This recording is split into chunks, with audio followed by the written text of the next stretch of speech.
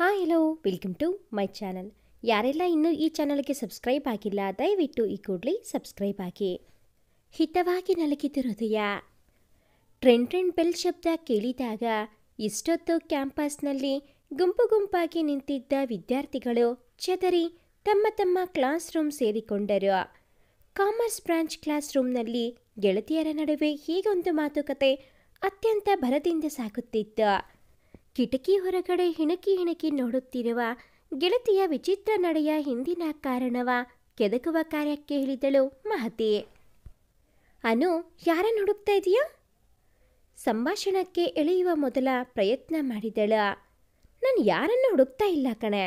ಇವತ್ತು ಸೂರ್ಯ ಸರಿಯಾದ ದಿಕ್ಕಿನಲ್ಲಿ ಉದಯಿಸಿರುವನು ಎಂದು ನೋಡುತ್ತಾ ಇದ್ದೇನೆ. ಯಾಕೆ, ಅಂಥದ್ದೇನಾಯ್ತು? ಅಲ್ವೇ ಮಹಾ, ಯಾವಾಗಲೂ ಫಸ್ಟ್ ಕ್ಲಾಸ್ ಅಟೆಂಡ್ ಮಾಡದೇ ಇರುವ ನೀನು ಇವತ್ತು ಬಂದಿರುವೆ ಅಂದರೆ ಖಂಡಿತ ಸೂರ್ಯ ಉದಯಿಸಿರುವ ದಿಕ್ಕು ಬದಲಿಸಿರಬೇಕು. ಕಾಲೆಳೆದು ಮುಸಿ ನಕ್ಕು ಬಿಟ್ಟಳು. ಸೂರ್ಯ ದಿಕ್ಕು ಬದಲಿಸಿ ಹುಟ್ಟಿಲ್ಲ. ಇವತ್ತು ಮೊದಲ ತರಗತಿ ನನ್ನ ಹೀರೋ ಸರ್ ಅವರದು. ನುಲಿಯುತ್ತಾ ನುಡಿದಳು. ಸೂರ್ಯ ಅಲ್ಲ, ಚಂದ್ರ ದಿಕ್ಕು ಬದಲಾಯಿಸಿದರೂ ಬೇಗ ಎದ್ದೇಳುವ ಪೈಕಿ ಅಲ್ಲ ನಾವು. ಆದರೆ ಅವರಿಗೋಸ್ಕರ ನಿದ್ದೆ ಏನೋ, ಈ ಹೃದಯವನ್ನು ತ್ಯಾಗ ಮಾಡಿಬಿಡುತ್ತೇನೆ. ಮಹಾ, ನಿಂದು ಅತಿ ಆಯಿತು. ಈ ಬಾರಿ ಎಚ್ಚರಿಕೆ ಇಟ್ಟಳು ಅನು. ಪ್ರೀತಿಗೆ ಮಿತಿಯಲ್ಲಿ ಪ್ರಿಯಾ? ಫಿಲ್ಮಿ ಸ್ಟೈಲ್ನಲ್ಲಿ ಮಹತಿ ಹೇಳುತ್ತಿದ್ದರೆ ಅನುಗೆ ತಲೆ ಚಚ್ಚಿಕೊಳ್ಳುವಂತೆ ಆಯಿತು. ಆದರೂ ಗೆಳತಿಯ ಪ್ರೇಮ ಹುಚ್ಚು ಬಿಡಿಸುವ ಪ್ರಯತ್ನ ಮುಂದುವರಿಸಿದಳು. ಸೀನಿಯರ್ ಸ್ಟೂಡೆಂಟ್ಸ್ ಕೂಡ ಅವರನ್ನು ನೋಡಿ ಹೆದರುತ್ತಾರೆ. ನಿನಗ್ಯಾಕೆ ಬೇಕು ಈ ಕೆಲಸ? ಇಷ್ಟೊತ್ತು ತಮಾಷೆ ಮಾಡುತ್ತಿದ್ದವಳ ಧ್ವನಿ ಗಂಭೀರವಾಯಿತು. ಪ್ರೀತಿ ಮಾಡಬಾರದು, ಮಾಡಿದರೆ ಜಗಕ್ಕೆ ಹೆದರಬಾರದು ಅಂತ ಹಾಡಿದೆ, ಕೇಳಿಲ್ವಾ ನೀನು? ನಾನೊಂದು ಹೇಳಿದರೆ ನೀನೊಂದು ಹೇಳ್ತಾ ಇದ್ದೀಯಾ? ಹುಚ್ಚಿ ಥರ ಹಾಡಬೇಡ ಮಹಾ. ಇದು ಹುಚ್ಚಲ್ಲ, ಪ್ರೀತಿ. ಪ್ರೀತಿ ಅಲ್ಲ, ಆಕರ್ಷಣೆ ಮಹಾ. ಗೆಳತಿಯರಿ ಇಬ್ಬರು ಪಟ್ಟು ಬಿಡಲಿಲ್ಲ. ನಿನಗೆ ಇದೆಲ್ಲ ಅರ್ಥ ಆಗುವುದಿಲ್ಲ ಅನ್ನೋ ಮೂತಿ ಹುಬ್ಬಿಸಿ ಹೇಳಿದಳು ಮಹತಿ. ಗೆಳತಿಯ ಬೇಸರದ ಮುಖ ನೋಡಿ ಕೊನೆ ಎಂಬಂತೆ, ನನಗೇನು ಅರ್ಥವಾಗುವುದು ಬೇಡ ಕಣೆ. ನಾಳೆಯಿಂದ ಎಲ್ಲ ಕ್ಲಾಸ್ಗಳಿಗೆ ಅಟೆಂಡ್ ಆಗಬೇಕು. ಇಲ್ಲವೆಂದರೆ ಅಂಕಲ್ ಹತ್ತಿರ ನಾನೇ ಕಂಪ್ಲೇಂಟ್ ಮಾಡಬೇಕು ಆಗುತ್ತದೆ. ಅಷ್ಟೇ ತಾನೇ, ಬಿಡು. ವಿವಾದಕ್ಕೆ ಮುಕ್ತ ಆಡಿದಳು. ಆದರೆ ಇದು ಅವರ ನಡುವೆ ದಿನವೂ ನಡೆಯುವ ಸಾಮಾನ್ಯ ವಿವಾದ. ಮತ್ತೆ ಇದೇ ವಿಷಯಕ್ಕೆ ನಾಳೆ ಕಿತ್ತಾಡುತ್ತಾರೆ. ಕಾಲೇಜ್ಗೆ ಅಡ್ಮಿಷನ್ ಆದ ಮೊದಲ ದಿನವೇ ಅರ್ಥಶಾಸ್ತ್ರದ ಅಧ್ಯಾಪಕರ ಬಗ್ಗೆ ಮೆಚ್ಚುಗೆ ವ್ಯಕ್ತಪಡಿಸಿದಳು ಮಹತಿ. ಮೊದಲು ಏನೋ ತಮಾಷೆ ಅಂದುಕೊಂಡು ಅನನ್ಯ ಜೊತೆಗೂಡಿ ನಗುತ್ತಾ ಇದ್ದಳು. ಆದರೆ ಇತ್ತೀಚೆಗೆ ಸರಿಯಾಗಿ ತರಗತಿಗೆ ಹಾಜರಾಗದೆ ಕೇವಲ ಅರ್ಥಶಾಸ್ತ್ರದ ಅಧ್ಯಾಪಕ ವಿಜಯ್ ಸರ್ ತರಗತಿಗೆ ಹಾಜರಾಗುವುದು, ಸದಾ ಅವರ ಬಗ್ಗೆ ಮಾತನಾಡುವ ಮಹತಿಳ ನಡೆ ಅತಿ ಎನಿಸಿದಾಗ ಈ ರೀತಿಯ ವಾದ ವಿವಾದ ಸಹಜವಾಗಿ ನಡೆಯುತ್ತಿತ್ತು. ವಿಜಯ್ ಆಗಮನದಿಂದ ತರಗತಿಯಲ್ಲಿ ಮಾತಿನ ಗಲಾಟೆ ನಿಂತು ನಿಶಬ್ದ ಆವರಿಸಿತು. ಕಪ್ಪು ಜೀನ್ಸ್ ಮತ್ತೆ ಅದಕ್ಕೆ ನೀಲಿ ಪುಟ್ಟ ಡಬ್ಬಿರುವ ಶರ್ಟ್ ಹಾಕಿ ಇನ್ ಮಾಡಿದ್ದ. ಒಪ್ಪವಾಗಿ ಕೂಡಿಸಿದ ಕ್ರಾಪ್ ಅವನ ಮಾತು ಕೇಳದೆ ಹಾರುತ್ತಿತ್ತು. ಗಂಭೀರವಾದ ವದನ ಹೊತ್ತು ಬಂದರೂ ಮುದ್ದಾಗಿ ಕಂಡ. ಅದರಲ್ಲಿಯೂ ಮಹತಿಳಿಗೆ ಇನ್ನಷ್ಟು ಮುದ್ದಾಗಿ ಕಂಡ ಹುಡುಗ. ಅಧ್ಯಾಪಕನೆಂದರೆ 40 ವರ್ಷವೇನೂ ಅಲ್ಲ. ಈಗಷ್ಟೇ ಪದವಿ ಮುಗಿಸಿಕೊಂಡು ವೃತ್ತಿ ಜೀವನದಲ್ಲಿ ಕಾಲಿಟ್ಟ ಹುಡುಗ ವಿಜಯ್. ಹೆಚ್ಚೇನು ಮಾತನಾಡದೆ ಕ್ಲಾಸ್ ಶುರು ಮಾಡಿದ. So today topic is supply. ದೀರ್ಘ ವಿವರಣೆ ನೀಡುತ್ತಿದ್ದರೆ ಪೆನ್ನಿನ ತುದಿಯನ್ನು ಬಾಯಲ್ಲಿಟ್ಟಿಕೊಂಡು ತನ್ನನ್ನೇ ನೋಡುತ್ತಿದ್ದ ಮಹತಿಳ ನೋಟ ತುಸು ಇರುಸು ಮುರುಸಾಯಿತು. ತೋರ್ಪಡಿಸದೆ ಟಾಪಿಕ್ ವಿವರಿಸುವಲ್ಲಿ ನಿರತನಾದ. ಎಷ್ಟೇ ಹೊತ್ತಾದರೂ ಅವಳ ದೃಷ್ಟಿ ಬದಲಾಗದೇ ಇದ್ದಾಗ, hey you, what is the basic law of supply? ಪ್ರಶ್ನಿಸಿಬಿಟ್ಟ.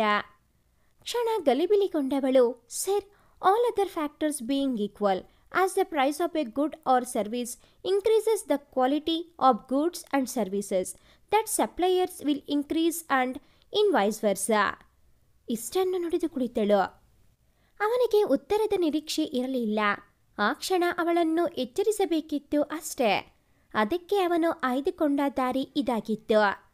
ಅವಳು ಉತ್ತರ ಕೊಟ್ಟೇ ಕೊಡುತ್ತಾಳೆ ಎಂಬುದು ಖಚಿತವಾಗಿ ತಿಳಿದಿತ್ತು. ಸುಮಾರು 6 ತಿಂಗಳಿಂದ ಅವಳ ನಡೆಯನ್ನು ಗಮನಿಸುತ್ತಿದ್ದ. ಎಂದು ಎಲ್ಲರ ಮುಂದೆ ಆಗಲಿ ಅಥವಾ ವೈಯಕ್ತಿಕವಾಗಿ ಕೇಳಿದವನು ಅಲ್ಲ. ಅದಕ್ಕೆ ಕಾರಣವೂ ಇತ್ತು. ಅವಳು ಜಾಣ ವಿದ್ಯಾರ್ಥಿನಿ. ಎಂದೂ ಓದಿನಲ್ಲಿ ಹಿಂದೆ ಉಳಿದವಳು ಅಲ್ಲ. ಫಲಿತಾಂಶ ಕೂಡ ಚೆನ್ನಾಗಿಯೇ ಇರುತ್ತಿತ್ತು. ವಯೋಸಹಜ ಇಂತಹ ತರ್ಲೆ ತುಂಟಾಟಗಳು ಸಾಮಾನ್ಯ ಎಂದು ಸುಮ್ಮನಾಗಿದ್ದ. ಇಂದು ಎಲ್ಲರ ಮುಂದೆ ಗದರಿ ದೊಡ್ಡ ವಿಷಯ ಮಾಡುವುದು ಬೇಡ ಎಂದು ಪ್ರಶ್ನೆ ಕೇಳಿ ಎಚ್ಚರಿಸಿದ. ಅಂದಿನ ತರಗತಿ ಮುಗಿಸಿ ಹೊರಬಂದವನಿಗೆ ಕ್ಲರ್ಕ್ ರಂಗಣ್ಣ ಎದುರಾದರು. ಅವರು ನೋಡಿದ ನೋಟವೇ ತಿಳಿಸಿಬಿಟ್ಟಿತ್ತು ಅವಳು ಬಂದಿದ್ದಾಳೆ ಎಂದು. ಗೇಟಿನ ಹೊರಗಡೆ ನೋಡಿದವನಿಗೆ ಕಂದು ಬಣ್ಣದ ಕಾಟನ್ ಸೀರೆಯನ್ನು ಹುಟ್ಟು ಆಸೆ ಕಂಗಳಿಂದ ಆತಂಕದ ಮೊಗ ಹೊತ್ತು ಇತ್ತಲೇ ನೋಟ ನೆಟ್ಟಿರುವಳ ಕಂಡಾಗ ಒಂದು ಕ್ಷಣ ಪಾಪವೆನಿಸಿದರು. ಮರುಕ್ಷಣ ಏನೋ ನೆನಪಿಸಿಕೊಂಡವನ ಮನ ಕಲ್ಲಾಯಿತು. ರಂಗಣ್ಣ, ನನಗೆ ಮಾಡಲು ತುಂಬ ಕೆಲಸವಿದೆ ಎಂದು ಉಸುರಿ ಸ್ಟಾಫ್ ರೂಮ್ ಹೊಕ್ಕುಬಿಟ್ಟ. ಸ್ಟಾಫ್ ರೂಮಿನಲ್ಲಿ ಕುಳಿತು ಪ್ರಶ್ನೆ ಪತ್ರಿಕೆಗಳ ಸೆಟ್ ತಯಾರಿಸುತ್ತಿದ್ದವನಿಗೆ ಸಮಯ ಸರಿದಿದ್ದು ಗೊತ್ತೇ ಆಗಲಿಲ್ಲ. ಹಸುವಿನಿಂದ ಹೊಟ್ಟೆ ಚುರುಗುಟ್ಟಿದಾಗ ಕೈಗಡಿಯಾರ ನೋಡಿಕೊಂಡ. ಸಮಯ 2:15 ತೋರಿಸುತ್ತಿತ್ತು. ಕನ್ನಡಕ ಸರಿಪಡಿಸಿಕೊಂಡು ಕಾಲೇಜ್ ಹೊರಗೆ ಇರುವ ಕ್ಯಾಂಟೀನ್ ಕಡೆ ಹೆಜ್ಜೆ ಹಾಕಿದ. ಇವನಿಗಾಗಿಯೇ ಕಾಯುತ್ತಿದ್ದವಳು ವಿಜಯ್ ಬರುವುದು ನೋಡಿದೊಡನೆ ಅವನೆಡೆಗೆ ಧಾವಿಸಿ ಬಂದಳು. ವಿಜಯ್ ನೋಡಿಯೂ ನೋಡದಂತೆ ಸೀದಾ ಒಳಗೆ ಹೋಗಿ ಊಟ ಪಡೆದು ಅಲ್ಲೇ ಖಾಲಿ ಇದ್ದ ಟೇಬಲ್ ನೋಡಿಕೊಂಡು ಕುರ್ಚಿಯಲ್ಲಿ ಆಸೀನನಾದ. ಅವನ ಹಿಂದೆಯೇ ಬಂದವಳು ಏನೋ ಮಾತನಾಡಲು ಆತರಿಯುತ್ತಿದ್ದರೆ ಅವನು ತಟ್ಟೆ ನೋಡಿಕೊಂಡು ಒಂದೊಂದೇ ತುತ್ತನ್ನು ಹೊಟ್ಟೆ ಒಳಗೆ ಇಳಿಸುವ ಕಾರ್ಯದಲ್ಲಿ ತೊಡಗಿದ. ವಿಜಯ್ ಕರೆದಳು. ಇವತ್ತು ಅವನ ಬಳಿ ಮಾತನಾಡಲೇಬೇಕು ಎಂಬ ಬಯಕೆಯಿಂದ. ಸ್ವರವೇನೋ ಜೋರಾಗಿ ಹೊರಹೊಮ್ಮಿತು. ಆದರೆ ಅದರಲ್ಲಿ ಮೆದುಭಾವನೆಗಳ ಪರಿಚಯ ಆಗಲೇ ಇಲ್ಲ. ಅವನು ಅಪ್ಪಿತಪ್ಪಿಯೂ ಅವಳೆಡೆಗೆ ತಲೆ ಎತ್ತಿ ನೋಡಲಿಲ್ಲ. ಅವನ ಬಳಿ ಮಾತನಾಡಲು ಉತ್ಸಾಹದಿಂದ ಬಂದವಳಿಗೆ ಊಟ ಮಾಡುತ್ತಿರುವ ಟೇಬಲ್ ಮುಂದೆ ನಿಂತಿರುವುದು ಅರಿವಿಗೆ ಬಾರಲಿಲ್ಲ. ಅವನು ತನಗೂ ಅವಳಿಗೂ ಸಂಬಂಧ ಇಲ್ಲದಂತೆ ನಡೆದುಕೊಳ್ಳುತ್ತಿದ್ದರೆ ಅಲ್ಲಿ ಇದ್ದವರು ಎಲ್ಲರೂ ಒಂಥರ ಇವಳನ್ನೇ ನೋಡುತ್ತಿದ್ದರು. ಅವರ ದೃಷ್ಟಿ ಮುಜುಗರವೆನಿಸಿ ಹೊರಬಂದಳು. ಊಟ ಮುಗಿಸಿ ಬಂದವನು ಹೊರಗಡೆ ನಿಂತವಳನ್ನು ನಿರ್ಲಕ್ಷಿಸಿ ಸರಿದು ಹೋದ. ಅವನ ನಿರ್ಲಕ್ಷ್ಯ ನಡೆಗೆ ಬೇಸರವೆನಿಸಿದರೂ ಕಣ್ಣುಕೊಳದಲ್ಲಿ ಶೇಖರಣೆಯಾಗಿ ಹೊರಬರಲು ಅವಣಿಸುತ್ತಿದ್ದ ಹನಿಗಳನ್ನು ತಡೆದಿಟ್ಟು ಮತ್ತದೇ ಕಲ್ಲು ಬೆಂಚಿನಲ್ಲಿ ಮೇಲೆ ಕುಸಿದಳು. ಬಹುಶಃ ಮೊದಲಿನಿಂದ ಅರಿಯುವ ಕಣ್ಣೀರಿಗೆ ಯಾವುದೇ ತಡೆ ಒಡ್ಡದೆ ಜಾರಲು ದಾರಿ ಮಾಡಿಕೊಟ್ಟಿದ್ದರೆ ಇಂದು ಈ ಪರಿಸ್ಥಿತಿ ತಲುಪುತ್ತಿರಲಿಲ್ಲವೇನೋ. ಹಿಂದಿನಿಂದಲೂ ಇಲ್ಲದಿರುವ ಗಟ್ಟಿತನದ ಸೋಗೆ ಹೊದ್ದು ಬಂದವಳಲ್ಲ. ಇಂದು ಅದನ್ನೇ ಬಳಸಿ ದುಃಖವನ್ನು ತಡೆದುಕೊಂಡಳು. ಅರ್ಧ ಗಂಟೆಯ ನಂತರ ಕಾರೊಂದು ಬಂದು ಇವಳು ಮುಂದೆ ಬಂದು ನಿಂತಿತ್ತು. ಅದರಿಂದ ಇಳಿದ ತರುಣ ಸೀದಾ ಇವಳ ಹತ್ತಿರ ಬಂದು, ಅಕ್ಕ, ಟೈಮ್ ಆಯ್ತು, ಬಾ ಮನೆಗೆ ಹೋಗೋಣ ಆದೇಶಿಸಿದ. ನಾನು ಬರಲ್ಲ ಅಂಕುಶ್, ಇವಳ ತಿರುಗುತ್ತರ. ಪ್ಲೀಸ್ ಕಣೆ ಅಕ್ಕ, ಬಾ. ಮುಂಜಾನೆಯಿಂದ ಇಲ್ಲೇ ಕೂತಿದ್ದೀಯಾ? ಅವರು ಸ್ವಲ್ಪನಾದರೂ ಕೇರ್ ಮಾಡಿದರಾ? ಇನ್ನು ಎಷ್ಟೊತ್ತು ಕೂತರೂ ಅದೇ ನಡೆಯುವುದು. ಸುಮ್ಮನೆ ಮನೆಗೆ ಬಾ. ಇಲ್ಲ ಕಣೋ, ಇವತ್ತು 2ರಲ್ಲಿ 1 ತೀರ್ಮಾನ ಮಾಡಿಕೊಂಡೇ ಬರುವುದು, ಗಟ್ಟಿತನದಿಂದ ನುಡಿದಳು. ಎಲ್ಲ ಬದಲಾದರೂ ಈ ಹಠ ಮಾತ್ರ ನಿನ್ನನ್ನು ಬಿಟ್ಟು ಹೋಗಲ್ಲ ನೋಡು. ಏನು ಮಾಡು, ನಿನ್ನಿಷ್ಟ. ಅದಕ್ಕಿಂತ ಮೊದಲು ಇಲ್ಲೇ ಯಾವುದಾದರೂ ಹೋಟೆಲ್ನಲ್ಲಿ ಊಟ ಮಾಡಿಕೊಂಡು ಬರುವಿಯಂತೆ, ಬಾ. ಇಲ್ಲ ಕಣೋ, ಈಗ ಕ್ಯಾಂಟೀನ್ಗೆ ಹೋಗಿದ್ದೆ, ಹೊಟ್ಟೆ ತುಂಬಿತು. ಅವಳು ಹೇಳಿದ್ದು ಅವನ ನಿರ್ಲಕ್ಷ್ಯ ತಾಪ ಹಸಿವನ್ನು ತಣಿಸುತ್ತೆಂದು. ಆದರೆ ತಮ್ಮನಿಗೆ ಅಕ್ಕನ ಮಾತು ಅರ್ಥವಾಗಿದ್ದ ರೀತಿಯೇ ಬೇರೆ. ಸರಿ, ಹೇಗೆ ಇದ್ದರೂ ಇವತ್ತು ನೀನು ಮಾತನಾಡಿಸುವುದಿಲ್ಲ.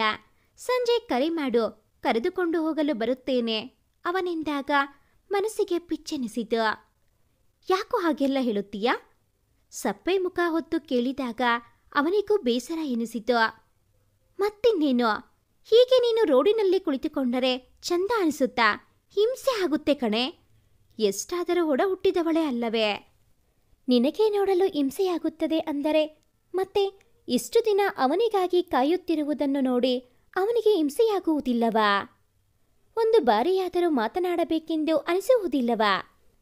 ಆ ಪ್ರಶ್ನೆಗಳ ವಾರಸುದಾರ ಮೌನದ ಮರ ಹೋಗಿರುವ. ಯಾರೇನೂ ಉತ್ತರಿಸಲು ಸಾಧ್ಯ? ಹೇಗೆ ಇದ್ದರೂ ಇವತ್ತು ನೀನೇ ಮಾತನಾಡುತ್ತೀಯ ಅಲ್ವಾ? ಆಗ ಕೇಳು, ಅಸಹನೆಯಿಂದ ಹೇಳಿ ಹೊರಟು ಹೋದ. ಏಕಾಂತವನ್ನು ತನ್ನ ಸಂಗಾತಿಯನ್ನಾಗಿಸಿಕೊಂಡು ಕಾಲೇಜಿನ ಗೇಟಿನೊಳಗೆ ನೋಟ ನೆಟ್ಟು ಮತ್ತವನ ಬರುವಿಕೆಗಾಗಿ ಕಾಯ್ದು ಕುಳಿತಳು. ವಿದ್ಯಾರ್ಥಿಗಳು ಅಧ್ಯಾಪಕರು ಒಬ್ಬೊಬ್ಬರಾಗಿ ಹೊರಬಂದು ಮನೆ ದಾರಿ ಹಿಡಿದರು. ಸಮಯ ಸಂಜೆ 6 ಗಂಟೆಯಾದರೂ ಅವನ ಸುಳಿವಿಲ್ಲ. ಸೆಕ್ಯೂರಿಟಿ ಗಾರ್ಡ್ ಗೇಟ್ ಎಳೆದು ಬೀಗ ಜಡಿದೇ ಬಿಟ್ಟ. ಓಡೋಡಿ ಹೋದವಳು ಗಾರ್ಡನ್ನು ತಡೆದು, ಅಣ್ಣ, ಎಲ್ಲರೂ ಹೋದ್ರಾ? ಅವನ ಬಗ್ಗೆ ನೇರವಾಗಿ ಕೇಳಲು ಏನೋ ಹಿಂಜರಿಕೆ. ಹೂನಮ್ಮ, ಪಟ್ಟಂದು ಉತ್ತರಿಸಿಬಿಟ್ಟರು.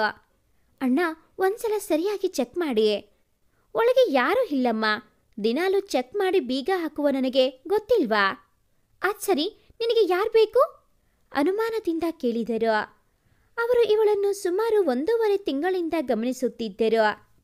ಕಾಲೇಜ್ ಶುರುವಾಗುವ ಮುಂಚೆ ಬಂದು ಗೇಟ್ ಮುಂದಿನ ಬೆಂಚಿನ ಮೇಲೆ ಕುಳಿತರೆ ಕದಲುವುದು ಸಂಜೆ ಎಲ್ಲರೂ ಹೊರಟು ಕಾಲೇಜ್ ಬೀಗ ಹಾಕಿದ ಮೇಲೆಯೇ. ಇಷ್ಟು ದಿನ ಮನದಲ್ಲೇ ಇಟ್ಟಿರುವ ಸಂದೇಹವನ್ನು ಅವಳೆದುರು ತೆರೆದಿಟ್ಟರು ಸೆಕ್ಯೂರಿಟಿ. ಪ್ರತಿಕ್ರಿಯೆ ಬಾರದಿದ್ದಾಗ ಮತ್ತೊಮ್ಮೆ ಎಚ್ಚರಿಸಿದರು. ಅವರಿಗೆ ಬದಲು ನೀಡದೆ ಆಟೋವೊಂದನ್ನು ಹಿಡಿದು ಹೊರಟೇ ಬಿಟ್ಟಳು. ಆಟೋ ಹಿಡಿದು ಮನೆಗೆ ಬಂದವಳು ಅಸಹನೆಯ ಮೂಟೆಯನ್ನು ಹೊತ್ತು ಕೋಣೆಯ ಮೆಟ್ಟಿಲೇರಿದಳು.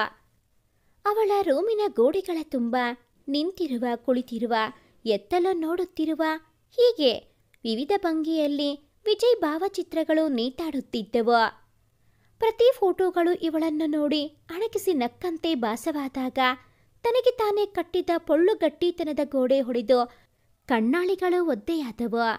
ಮನಸ್ಸು ಅಗ್ರ ಆಗೋವರೆಗೆ ಜಾರವ ಕಂಬನಿಯ ತಂಟೆಗೆ ಹೋಗಲಿಲ್ಲ. ರಾತ್ರಿಯ ಊಟಕ್ಕೆ ಎಲ್ಲರೂ ಕುಳಿತಾಗ ಅಮ್ಮನ 4-6 ಬಾರಿ ಕರೆಯ ನಂತರ ಮೆಟ್ಟಲಿಳಿದು ಬಂದಳು. 2ನೇ ತುತ್ತು ಗಂಟಲೆಯೊಳಗೆ ಇಳಿಯುವ ಮುಂಚೆಯೇ, ಇಷ್ಟು ದಿನ ಮಾಡಿದ ಸಾಲದು ಅಂತ ಹೊಸದಾಗಿ ಆ ಹುಡುಗ ಕೆಲಸ ಮಾಡುವಲ್ಲಿ ಹೋಗಿ ತೊಂದರೆ ಕೊಡುವುದೇಕೆ? ಮಾಡಲು ಬೇರೆ ಕೆಲಸವಿಲ್ಲ, ಅಥವಾ ಅವನು ನೆಮ್ಮದಿಯಿಂದ ಬಾಳೋದು ಇಷ್ಟವಿಲ್ಲವೇ? ರಂಗನಾಥ್ರವರು ಮಗಳೆಡೆಗೆ ವ್ಯಂಗ್ಯ ತುಂಬಿದ ಮಾತಿನ ಚೂಪು ಬಾಣವೊಂದನ್ನು ಬಿಟ್ಟರು. ಕೆಲವೊಂದು ತಪ್ಪುಗಳಿಗೆ ಪಶ್ಚಾತ್ತಾಪ ಮಾತ್ರ ಪಡಬೇಕು, ಕ್ಷಮೆ ಇರುವುದಿಲ್ಲ. ಕಠೋರತೆಯ ಬತ್ತಳಿಕೆಯಿಂದ ಮತ್ತೊಂದು ಮಾತಿನ ಬಾಣ ನೇರವಾಗಿ ಅವಳ ಮನವನ್ನು ಇರಿಯಿತು. ಸದ್ದಿಲ್ಲದೆ ಅರ್ಧದಲ್ಲೇ ತಟ್ಟೆಯಲ್ಲಿ ಕೈ ತೊಳೆದು ಎದ್ದು ಹೋದಳು. ಇದೇ ಮಾತು ಬೇರೆ ಯಾರು ಹೇಳಿದರೋ ತಲೆ ಎತ್ತಿ ಸಹ ನೋಡುತ್ತಿರಲಿಲ್ಲ.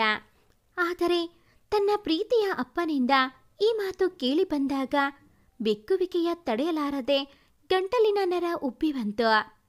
ಮಗಳು ಊಟ ಮಾಡದೆ ಹೋದಾಗ, ಯಾಕ್ರಿ ಇಂತಹ ಮಾತುಗಳನ್ನು ಆಡಿ ಅವಳಿಗೆ ಬೇಸರ ಮಾಡುತ್ತೀರಿ? ಈಗಷ್ಟೇ ಅವಳು ಸುಧಾರಿಸಿಕೊಂಡಿದ್ದಾಳೆ. ಗಂಡನೆಡೆಗೆ ಅಸಹನೆಯಿಂದ ನುಡಿದರು ಪಾವನಿ.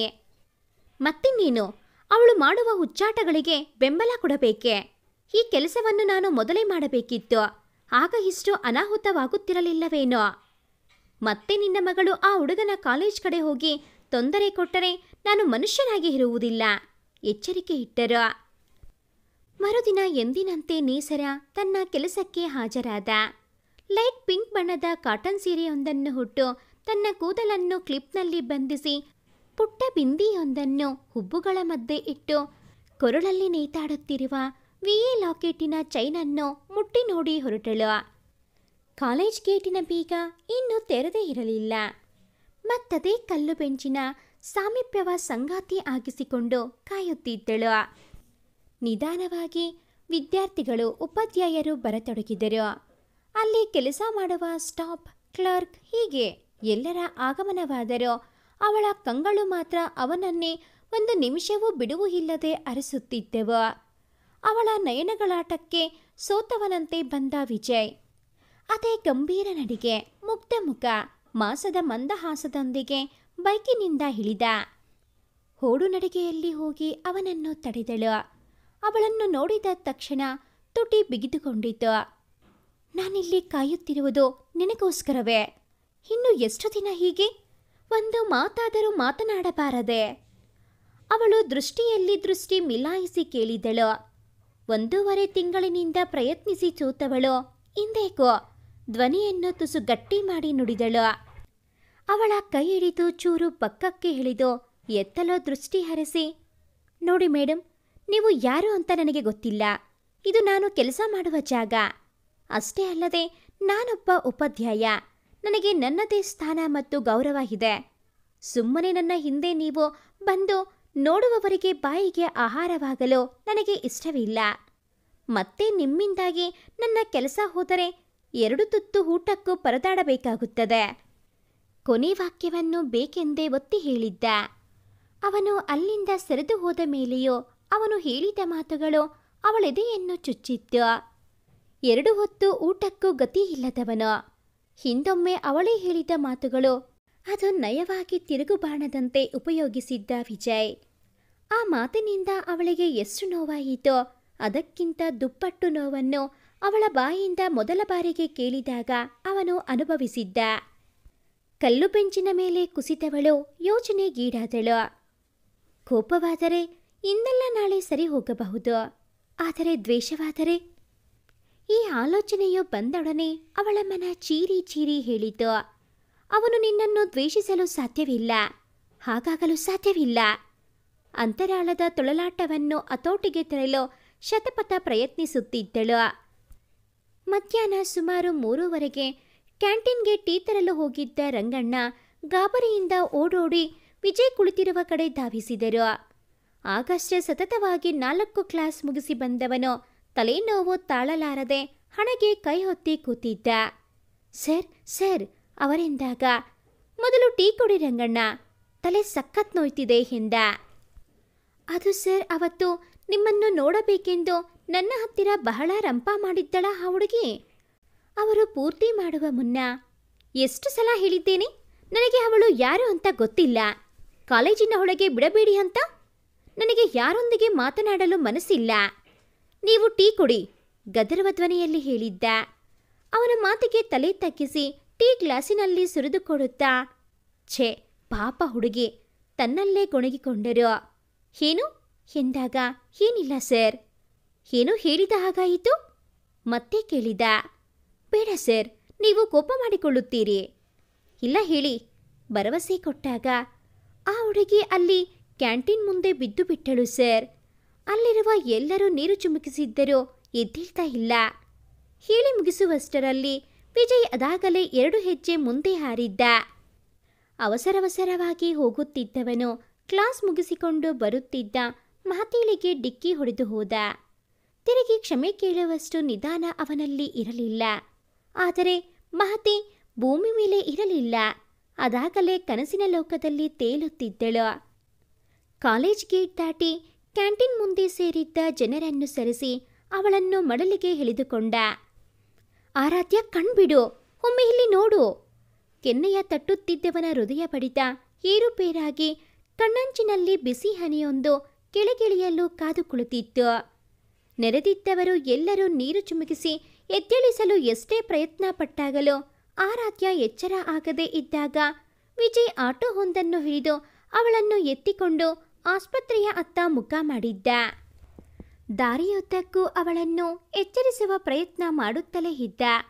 ಆದರೆ ಅವಳಿಂದ ದೊರೆತ ಪ್ರತಿಕ್ರಿಯೆ ಮಾತ್ರ ಶೂನ್ಯ.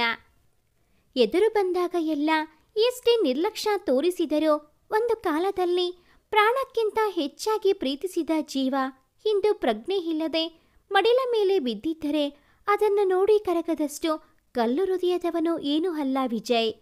ಆದರೂ ಕೆಲವೊಮ್ಮೆ ನಾವು ಅತಿಯಾಗಿ ಪ್ರೀತಿಸಿದವರು ನಮ್ಮ ಪ್ರೀತಿಯನ್ನು ಅರ್ಥ ಮಾಡಿಕೊಳ್ಳದೇ ಇದ್ದಾಗ ಆ ಪ್ರೇಮಕ್ಕೆ ಏನು ಬೆಲೆ? 2 ಮನಗಳ ಬೆರೆತು ಹಾಡಬೇಕಾದ ಮಧುರ ರಾಗ ಒಬ್ಬರಿಂದ ತಾಳ ತಪ್ಪಿದಾಗ ಅದು ಅಪಸ್ವರವಾಗುತ್ತದೆ. ನಮ್ಮವರೇ ಮಿಡಿಯುತ್ತಿರುವ ಹೃದಯ ವೀಣೆಯ ತಂತಿಗಳನ್ನು ಹರಿದು ಹಾಕುವ ಕಾರ್ಯಕ್ಕೆ ಕೈ ಹಾಕಿದಾಗ ಪ್ರೇಮಗೀತೆ ಹೊರಹೊಮ್ಮುವುದಾದರೂ ಹೇಗೆ? ಒಮ್ಮೆ ಒಡೆದು ಹೋದ ಮನಸ್ಸನ್ನು ಮತ್ತೆ ಜೋಡಿಸಿ ಅಲ್ಲಿ ನವಿರು ಭಾವಗಳ ನವನವೀನ ಚಿಗುರುವಿಕೆಗೆ ಕಾಯುವುದು ಬೇಸಿಗೆಯಲ್ಲಿ ವಸಂತಕ್ಕೆ ಕಾದಷ್ಟೇ ಮೂರ್ಖತನ ಅಲ್ಲವೇ? ಹರಿದ ವೀಣೆಯ ತಂತಿಗಳನ್ನು ಮೀಟಿ ಒಲವಗೀತೆ ಹಾಡುವ ಬಯಕೆ ಆರಾಧ್ಯಾಳಿಗೆ. ಬತ್ತಿ ಹೋಗಿರುವ ವಿಜಯ್ ಹೃದಯದಲ್ಲಿ ಮತ್ತೊಮ್ಮೆ ಅನುರಾಗದ ಅಲೆಗಳು ಹೇಳುವುದೇ? ಕಾಡಿಬೇಡಿ ಹತ್ತಿರ ಬಂದಾಗ ಕಾಲಿನಲ್ಲಿ ಹೊದ್ದು ಇಂದು ಅವಳ ಮುಖವನ್ನು ಸಹ ನೋಡಲು ಬಯಸದವನೇ ಬಾಳಿನಲ್ಲಿ ಪ್ರೇಮಕಾವ್ಯ ಬರೆಯಲು ಹೋಗುತ್ತಿರುವವಳ ಹುಚ್ಚಿಗೆ ಏನು ಹೇಳಬೇಕು? ಆಸ್ಪತ್ರೆಯಲ್ಲಿ ಅಡ್ಮಿಟ್ ಮಾಡಿದ ಮೇಲೆ ಅಂಕುಶ್ಗೆ ಕಾಲ್ ಮಾಡಿ ವಿಷಯ ತಿಳಿಸಿದ. ಅವನು ಕರೆ ಮಾಡಿದ 10 ನಿಮಿಷಕ್ಕೆ ಪ್ರತ್ಯಕ್ಷ ಆದ. ಅವಸರ ಆತಂಕದಿಂದ ಅಕ್ಕನಿಗೆ ಏನಾಯಿತೋ ಎಂದು ಓಡಿ ಬರುತ್ತಿದ್ದವನ ನೋಟ ವಾರ್ಡ್ ಹೊರಗಡೆ ನಿಂತಿರುವ ವಿಜಯ್ನ ಮೇಲೆ ಬಿದ್ದ ಕೂಡಲೇ ಶಾಂತವಾಯಿತು. ವಿಜಯ್ ಇದ್ದಾನೆ ಎಂದರೆ ಆರಾಧ್ಯ ಬಳಿ ಯಾವ ತೊಂದರೆಯೂ ಸುಳಿಯುವುದಿಲ್ಲ ಅನ್ನುವ ನಂಬಿಕೆ ಅವನನ್ನು ನಿಧಾನವಾಗಿ ಹೆಜ್ಜೆ ಇಡುವಂತೆ ಮಾಡಿದ್ದು. ವಿಜಯ್ ಬಳಿ ಹೋಗಿ, ಭಾವ, ಆರಾಧ್ಯ ಎಲ್ಲಿ ಎಂದ. ಅವನ ಪ್ರಶ್ನೆಗೆ ತಲೆಯನ್ನು ಸಹ ಎತ್ತದೆ ವಾರ್ಡೊಳಗೆ ಕೈ ತೋರಿಸಿದವನ ರೀತಿಗೆ ಒಂಥರ ಅನಿಸಿದರೂ ತನ್ನಕ್ಕನಿಂದ ಅವನಿಗಾದ ಅವಮಾನ ಅಲ್ಪವೇ ಎಂದೆನಿಸಿದಾಗ ಅವನ ನಡೆಯು ಇವನಲ್ಲಿ ಹೆಚ್ಚು ವ್ಯತ್ಯಾಸವನ್ನು ಉಂಟು ಮಾಡಲಿಲ್ಲ. ಅದೇ ಸಮಯಕ್ಕೆ ಡಾಕ್ಟರ್ ಬಂದು, ತೊಂದರೆ ಏನೂ ಇಲ್ಲ, ಸರಿಯಾಗಿ ಊಟ ಮಾಡಿರದ ಕಾರಣ ತಲೆ ಸುತ್ತಿ ಬಿದ್ದಿದ್ದಾರೆ, ಡ್ರಿಪ್ ಹಾಕಿದ್ದೀವಿ, ಇನ್ನು ಸ್ವಲ್ಪ ಹೊತ್ತು ಬಿಟ್ಟು ಎಚ್ಚರ ಆಗಬಹುದು. ನೀವು ಪೇಷಂಟ್ಗೆ ಏನಾಗಬೇಕು? ವಿಜಯ್ ಮುಖ ನೋಡಿ ಕೇಳಿದರು. ಉತ್ತರ ಬಂದಿದ್ದು ಮಾತ್ರ ಅಂಕುಶ್ನಿಂದ. ನಾನವರ ಬ್ರದರ್, ಹೇಳಿ, ಎನಿ ಪ್ರಾಬ್ಲಮ್? ಈ ಬಾರಿ ದುಗುಡತೆಯಿಂದ ಕೂಡಿತ್ತು ಅವನ ಧ್ವನಿ. ಪ್ರಾಬ್ಲಮ್ ಏನೂ ಇಲ್ಲ, ಬಟ್ ಅವರು ತುಂಬ ವೀಕ್ ಇದ್ದಾರೆ, ಮುಂದೆ ತೊಂದರೆ ಆಗಬಹುದು. ಯಾಕೆ, ಅವರು ಮನೆಯಲ್ಲಿ ಊಟ ಮಾಡುವುದಿಲ್ವಾ? ಕಣ್ಣು ಸಂಕೋಚಿಸಿ ಪ್ರಶ್ನೆ ಎಸಗಿದರು. ಅದು ಡಾಕ್ಟರ್, ಅವರು ಡಿಪ್ರೆಷನ್ನಿಂದ ಈಗಷ್ಟೇ ಹೊರಬಂದಿದ್ದಾರೆ. ಕೌನ್ಸಿಲಿಂಗ್ ಮುಗಿದು ಕೇವಲ 1 ತಿಂಗಳು ಅಷ್ಟೇ ಆಗಿದೆ. ಆದ್ದರಿಂದ ದೈಹಿಕವಾಗಿ ತುಂಬ ಬಳಲಿದ್ದಾಳೆ. ಈ ಟೈಮ್ನಲ್ಲಿ ಬಲವಂತ ಮಾಡುವುದು ಅಷ್ಟೊಂದು ಸರಿಯಲ್ಲ ಅಂತ ನಾವು ಸುಮ್ಮನೆ ಇದ್ವಿ. ಬಟ್ ಐ ಪ್ರಾಮಿಸ್, ಇವಾಗ್ನಿಂದ ಅವರ ಆರೋಗ್ಯದ ಬಗ್ಗೆ ಕಾಳಜಿ ವಹಿಸುತ್ತೇನೆ. ತಪ್ಪು ಮಾಡಿದವನಂತೆ ತಲೆ ತಗ್ಗಿಸಿ ನುಡಿದ. ಎಸ್, ಅಫ್ಕೋರ್ಸ್, ನೀವು ಕೇರ್ ತೆಗೆದುಕೊಳ್ಳಲೇಬೇಕಾಗುತ್ತದೆ. ಅದು ಇಂತಹ ಸಮಯದಲ್ಲಿ ಅವರಿಗೆ ಪೌಷ್ಟಿಕ ಆಹಾರದ ಜೊತೆಗೆ all she is need love and care. ಇದರ ಯೋಚನೆ ಮಾಡಿ. ಇವತ್ತೊಂದಿನ ಇಲ್ಲೇ ಇರಲಿ, ನಾಳೆ ಡಿಸ್ಚಾರ್ಜ್ ಮಾಡುತ್ತೀವಿ. ಇಷ್ಟನ್ನು ತಮ್ಮ ಕರ್ತವ್ಯ ಎಂಬಂತೆ ಹೇಳಿ ಹೋದರು. ವಿಜಯ್ನ ಆಲೋಚನೆಗಳು ಅಂಕುಶ್ ಮಾತಿನ ಸುತ್ತ ಗಿರಕಿ ಹೊಡೆಯುತ್ತಿದ್ದವು. ಆರಾಧ್ಯಾಳಂತ ಗಟ್ಟಿ ಹೆಣ್ಣು ಡಿಪ್ರೆಷನ್ ಹೋಗುವುದೆಂದರೆ ಅವಳೆಷ್ಟು ನೊಂದಿಕೊಂಡಿರಬಹುದು ಎಂಬ ಯೋಚನೆ ಅವನನ್ನು ಐರಾಣಾಗಿಸಿದ್ದಲ್ಲದೆ ಅದಕ್ಕೆ ಪರೋಕ್ಷವಾಗಿ ತಾನೇ ಕಾರಣ ಎಂದು ನೆನೆದಾಗ ಇನ್ನಷ್ಟು ಕುಗ್ಗಿ ಹೋದ. ಆರಾಧ್ಯಾಳ ಆರೋಗ್ಯ ಏರುಪೇರಿನ ಸ್ಥಿತಿ ತಿಳಿದಾಗಲೂ ವಿಜಯ್ ಪ್ರತಿಕ್ರಿಯಿಸದೇ ಇದ್ದಾಗ, ಭಾವ, ನೀವು ಹೋಗುವುದಾದರೆ ಹೋಗಿ, ನಾನಿದ್ದೀನಿ ಅಲ್ವಾ? ಅವಳನ್ನು ಆ ಪರಿಸ್ಥಿತಿಯಲ್ಲಿ ನೋಡಿದ ಮೇಲೆಯೂ ಅವನು ಬಿಟ್ಟು ಹೋಗುವುದಿಲ್ಲ ಎಂದು ತಿಳಿದರೂ ಸಹ ಔಪಚಾರಿಕವಾಗಿ ನುಡಿದೇ ಬಿಟ್ಟ ಅಂಕುಶ್. ಯಾರಿಗೆ ಗೊತ್ತು, ಯಾರ್ಯಾವಾಗ ಹೇಗೆ ಬೇಕಾದರೂ ಬದಲಾಗಬಹುದು ಎನ್ನುವುದು ಅವನ ತರ್ಕವಾದರೆ ವಿಜಯ್ ಎದೆಯಲ್ಲಿ ಎದ್ದ ಕೋಲಾಹಲದ ಅರಿವು ಇವನಿಗೆ ಇಲ್ಲ. ವಿಜಯ್ ಸೀದಾ ವಾರ್ಡಿನೊಳಗಡೆ ನಡೆದ. ತಾ ನೋಡಿದ ಹಠಮಾರಿ ಹೆಣ್ಣು ಇಂದು ಶಾಂತ ರೂಪವನ್ನು ಹೊತ್ತು ಹಾಸಿಗೆ ಮೇಲೆ ನಿಚ್ಚಲವಾಗಿ ಮಲಗಿರುವುದು ಕಂಡಾಗ, ಅಂತರಾಳದಲ್ಲಿ ತೀರದ ಒಯ್ದಾಟ ಶುರುವಾದಾಗ ಸಮಸ್ಥಾನಕ್ಕೆ ತರುವ ನೆಪ ಹೂಡಿ ಅಲ್ಲೇ ಇರುವ ಕುರ್ಚಿಯಲ್ಲಿ ಕುಸಿದ. ಮನಸ್ಸು ಅವನ ಮಾತು ಕೇಳದೆ ಆರಾಧ್ಯಾಳನ್ನು ಮೊದಲ ಬಾರಿಗೆ ಭೇಟಿ ಮಾಡಿದ್ದ ದಿನವನ್ನು ನೆನೆಯಿತು. ಇವನು ಕಾರಿಡಾರ್ನಲ್ಲಿ ನಿಂತಿದ್ದರೆ ಅವಳು ಕ್ಯಾಂಪಸ್ ಒಳಗಡೆ ಎಂಟರ್ ಆಗುವಾಗ ಎಲ್ಲರೂ ಅವಳನ್ನು ಒಮ್ಮೆ ತಿರುಗಿ ನೋಡಿದ್ದರು. ರೆಡ್ ಟ್ಯಾಪ್, ಕಿವಿಗಳಲ್ಲಿ ಓಲಾಡುವ ಸಿಲ್ವರ್ ರಿಂಗ್, ಅವಳು ತೊಟ್ಟಿದ್ದ ಟೈಟ್ ಬ್ಲ್ಯಾಕ್ ಜೀನ್ಸ್, ಅದಕ್ಕೊಪ್ಪುವ ತುಟಿಗಳಿಗೆ ಮಿನುಗುವ ಲಿಪ್ ಗ್ಲಾಸ್, ಪಾದಗಳಲ್ಲಿ ಹೈ ಹೀಲ್ ಚಪ್ಪಲಿ, ಎಲ್ಲದಕ್ಕಿಂತ ಹೆಚ್ಚಾಗಿ ನಡೆಯಲ್ಲಿನ ಆ ವಯ್ಯಾರ. ಆರಾಧ್ಯಾಳ ಕೆಮ್ಮು ವಿಜಯ್ನನ್ನು ವಾಸ್ತವಕ್ಕೆ ಎಳೆತಂದಿತು. ಅವಳು ಎಡಬಿಡದೆ ಕೆಮ್ಮುತ್ತಿದ್ದರೆ ಇವನು ಅವಳೆಡೆಗೆ ದಿಟ್ಟಿಸುತ್ತಾ ಇದ್ದ.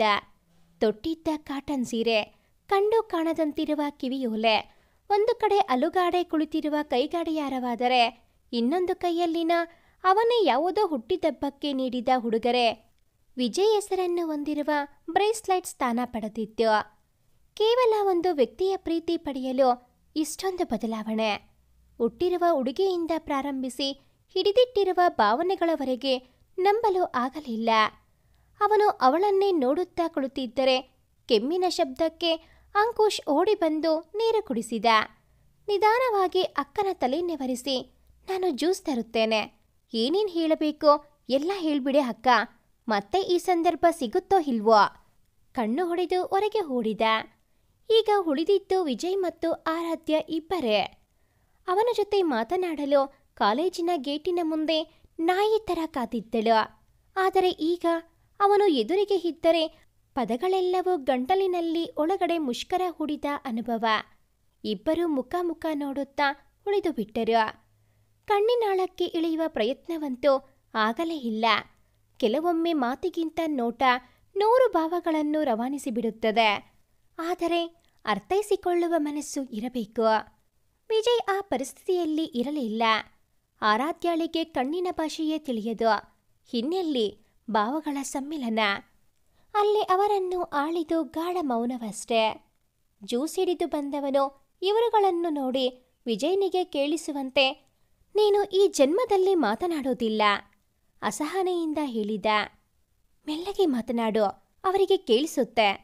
ನಾನು ಟ್ರೈ ಮಾಡ್ತಾ ಇದ್ದೇನೆ, ವಾಯ್ಸ್ ಬರ್ತಾನೇ ಇಲ್ಲ, ನನಗೆ ಭಯ ಆಗ್ತಾ ಇದೆ. ಆರಾಧ್ಯ ಪಿಸುಗುಟ್ಟುವುದನ್ನು ನೋಡಿದಾಗ ತೆಲುವಾಗಿ ನಕ್ಕು ಬಿಟ್ಟ ವಿಜಯ್. ಹಬ್ಬ, ಬೆಳತಿಂಗಳ ಚಂದ್ರನಿಗೂ ಪೈಪೋಟಿ ನೀಡುವಂತೆ ಆ ನಗು. ಮತ್ತೆ ಆ ನಗು ನೋಡಲು ಎಷ್ಟು ದಿನ ಕಾಯಬೇಕು? ಅಪ್ಪ ಬರ್ತೀನಿ ಅಂದ್ರು. ನಾನು ಹೊರಗೆ ಹೋಗಿ ಕಾಲ್ ಮಾಡುತ್ತೇನೆ, ನೀವಿಬ್ಬರು ನೋಡ್ತಾ ಕೂತಿರಿ, ಛೇಡಿಸಿ ಹೋದ ಅಂಕುಶ್. ಸ್ವಲ್ಪ ಸಮಯ ಬಿಟ್ಟು ನೋಡಿದಾಗ ಆರಾಧ್ಯ ನಿದ್ರಾದೇವಿಯ ವಶವಾಗಿದ್ದಳು. ವಿಜಯ್ ಅವಳು ಮಲಗಿರುವುದನ್ನು ಮತ್ತೊಮ್ಮೆ ಖಚಿತಪಡಿಸಿಕೊಂಡು ಅವಳ ತಲೆ ನೆವರಿಸಿದ. ಅವನು ಹೊರ ಹೋಗುವುದಕ್ಕೂ ರಂಗನಾಥ್ರವರು ಒಳಬರುವುದಕ್ಕೂ ಸರಿಯಾಯಿತು. ವಿಜಯ್ನನ್ನು ನೋಡಿದ ತಕ್ಷಣ ಅಪರಾಧಿಯಂತೆ ತಲೆ ತಗ್ಗಿಸಿದರು. ಅವರ ಈ ನಡೆ ವಿಜಯ್ನನ್ನು ಇನ್ನಷ್ಟು ಪಶ್ಚಾತ್ತಾಪದ ಕಡಲಿನೊಳಗೆ ದೂಡಿತು. ಒಳಹೋಗಿ ಕಣ್ಣು ಮುಚ್ಚಿ ಮಲಗಿರುವ ಮಗಳ ಕಡೆಗೊಮ್ಮೆ ನೋಟ ಹರಿಸಿದರು. ಗಂಭೀರತೆಯ ತೆರೆಯ ಹಿಂದೆ ಅಡಗಿದ್ದ ಪಿತೃಕಾಳಜಿ ದೀನತೆಯ ರೂಪದಲ್ಲಿ ಮಿಂಚಿ ಮರೆಯಾಯಿತು. ವಿಜಯ್ನತ್ತ ಧಾವಿಸಿ, ಇನ್ಮುಂದೆ ನನ್ನ ಮಗಳು ಕಾಲೇಜಿನ ಹತ್ತಿರ ಬಂದು ತೊಂದರೆ ಕೊಡುವುದಿಲ್ಲ. ಮಕ್ಕಳು ತಪ್ಪು ಮಾಡಿದಾಗ ಟೀಚರ್ ಮುಂದೆ ತಲೆ ತಗ್ಗಿಸಿ ನೀಡುವ ಭರವಸೆಯಂತೆ ಇತ್ತು ಅವರ ನುಡಿ. ಹಾಗೇನೂ ಇಲ್ಲ ಸರ್, ನಿಮ್ಮ ಮಗಳಿಂದ ನನಗೆ ಯಾವ ತೊಂದರೆ ಇಲ್ಲ.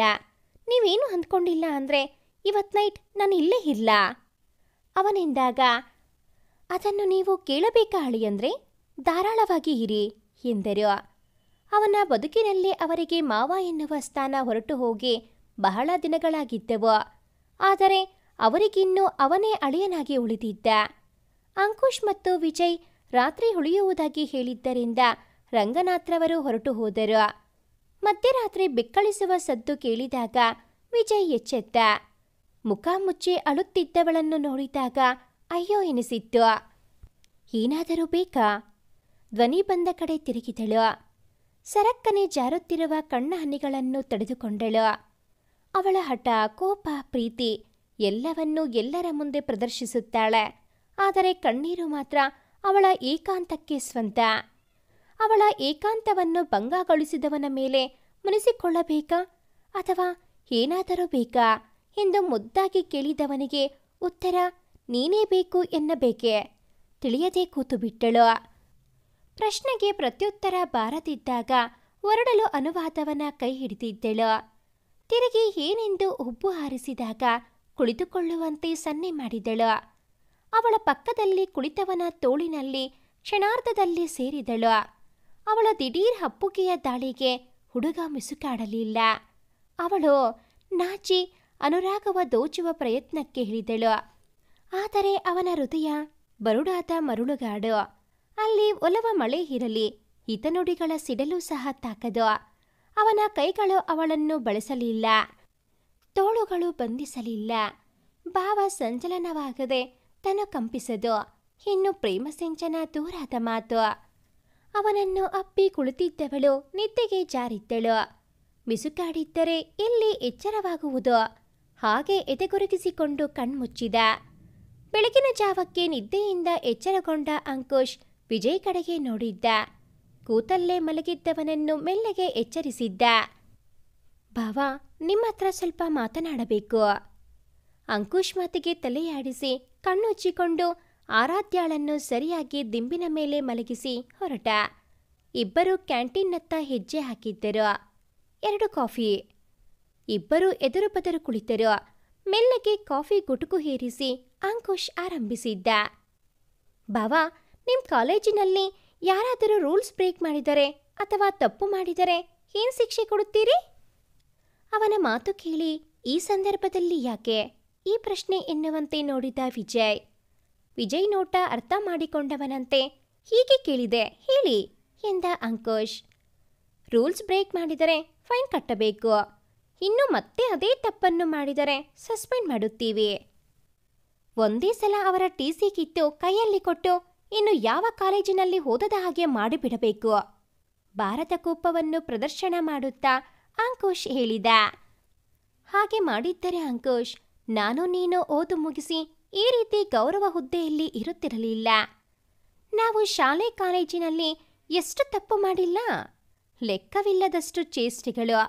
ಅದನ್ನು ಎಲ್ಲ ತಿದ್ದಿ ಬುದ್ಧಿವಾದ ಹೇಳಿದ್ದರಿಂದ ನಾವು ಈ ಮಟ್ಟದಲ್ಲಿ ಇದ್ದೀವಿ.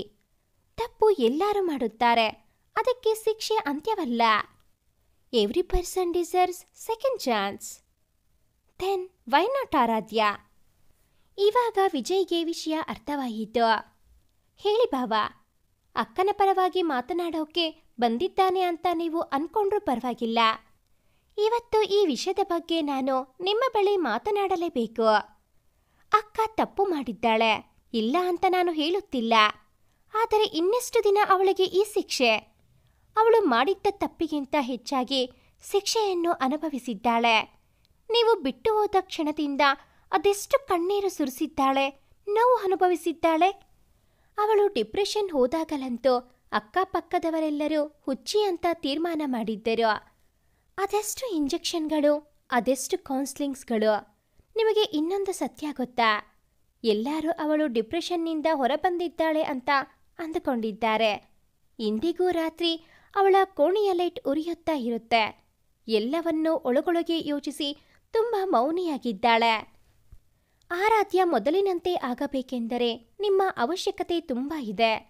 ಸೊ ಪ್ಲೀಸ್ ಬಾಬಾ, ಅವಳಿಗೊಂದು ಸೆಕೆಂಡ್ ಚಾನ್ಸ್ ಕೊಡಿ. ಇಷ್ಟೊತ್ತು ಅಂಕುಶ್ ಮಾತಿಗೆ ಕಿವಿಯಾಗಿದ್ದ ವಿಜಯ್ ಪೆಲವಾಗಿ ನಗ್ಗ. ಗೊತ್ತಿಲ್ಲದೆ ಮಾಡುವ ತಪ್ಪುಗಳಿಗೆ ಕ್ಷಮೆ ಇದೆ, ಆದರೆ ತಿಳಿದು ತಿಳಿದು ಮಾಡುವುದು ತಪ್ಪಲ್ಲ, ದ್ರೋಹ.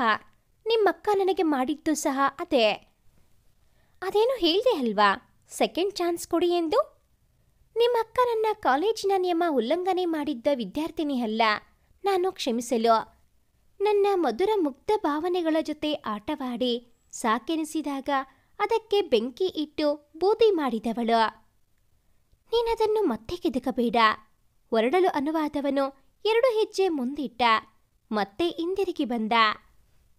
ನೀನು ಆಗಲೇ ಒಂದು ಮಾತು ಹೇಳಿದೆ, ನೀವವಳನ್ನು ಬಿಟ್ಟು ಹೋದಾಗಿನಿಂದ ಎಂದು. ಅದರಲ್ಲಿ ಸಣ್ಣ ದೋಷವಿದೆ, ಸರಿಪಡಿಸಿಕೋ. ಆರಾಧ್ಯಾಳನ್ನು ಬಿಟ್ಟು ಹೋಗಿದ್ದು ನಾನಲ್ಲ. ನನ್ನ ಪರಿಶುದ್ಧ ಪ್ರೇಮಕ್ಕೆ ಅಪಮಾನ ಮಾಡಿ ಕಾಲಿನಿಂದ ಹೊದ್ದು ಹೋದವಳು ಅವಳು. ಅವಳು ಪಶ್ಚಾತ್ತಾಪದ ಪ್ರಾಯಶ್ಚಿತ್ತಕ್ಕೆ ನನ್ನಲ್ಲಿ ಮತ್ತೆ ಪ್ರೀತಿ ಹುಟ್ಟದು. ಹೇಳಿದವನ ಸ್ವರದಲ್ಲಿ ಯಾವುದೇ ಏರಿಳಿತವಿರದಿದ್ದರೂ ಎದೆ ಭಾರವಾಯಿತು. ಆಸ್ಪತ್ರೆಯಿಂದ ಹೊರಬೀಳುವುದಕ್ಕೂ ರಂಗನಾಥ್ರವರು ಮತ್ತವರ ಪತ್ನಿ ಒಳಬರುವುದಕ್ಕೂ ಸರಿಯಾಗಿತ್ತು. ಅವರ ಮುಂದೆ ಹೊರಡುವುದು ಅಷ್ಟು ಸರಿ ಕಾಣದೆ ಅಲ್ಲೇ ಉಳಿದ. ಮತ್ತೊಮ್ಮೆ ಡಾಕ್ಟರ್ ಚೆಕ್ ಮಾಡಿ ಒಂದಷ್ಟು ಔಷಧ ಮಾತ್ರೆಗಳನ್ನು ಕೊಟ್ಟು ಡಿಸ್ಚಾರ್ಜ್ ಮಾಡಿದ್ದರು. ರಂಗನಾಥ್ ವಿಜಯ್ ನೆಡೆಗೆ ಧನ್ಯತಾವಾದ ನೋಟ ಬೀರಿದರೆ ಅಂಕುಶ್ ದೃಷ್ಟಿಯಲ್ಲಿ ಬೇಡಿಯಿತ್ತು. ಆದರೆ ಆರಾಧ್ಯಾಳ ಅಕ್ಷಿಗಳು ರವಾನಿಸಿದ ಒಲವಭರಿತ ಸಂದೇಶಗಳು ಅವನ ಮನದಲ್ಲಿ ಅವಳೆಡೆಗೆ ನಿರ್ಮಿಸಿದ ನಿರ್ಭಾವುಕತೆಯ ಗೋಡೆಯನ್ನು ದಾಟಲಾಗದೆ ಸೋತು ಬಿಟ್ಟವು. ರಾತ್ರಿಯಿಂದ ಮನೆಗೆ ಬಾರದ ಮಗನಿಗಾಗಿ ಕಾದು ಕುಳಿತಿದ್ದರು ವಿಜಯ್ ತಾಯಿ ಸರೋಜಿನಿ. ಮನೆಯ ಒಳಗೆ ಬಂದೊಡನೆ ಸೀತಾ ತಾಯಿ ಮಡಿಲಿನಲ್ಲಿ ಮಲಗಿದ. ಯಾಕೋ ಕಂದ, ಏನಾಯಿತು? ಅಸ್ತೆಯಿಂದ ತಲೆ ನೆವರಿಸಿದ್ದರು. ತನ್ನ ಬದುಕಿನಲ್ಲಿನ ಆರಾಧ್ಯಾಳ ಅಧ್ಯಾಯವೇನೋ ಹೊಸತಲ್ಲ ತಾಯಿಗೆ. ಎಲ್ಲವೂ ತಿಳಿದಿದೆ.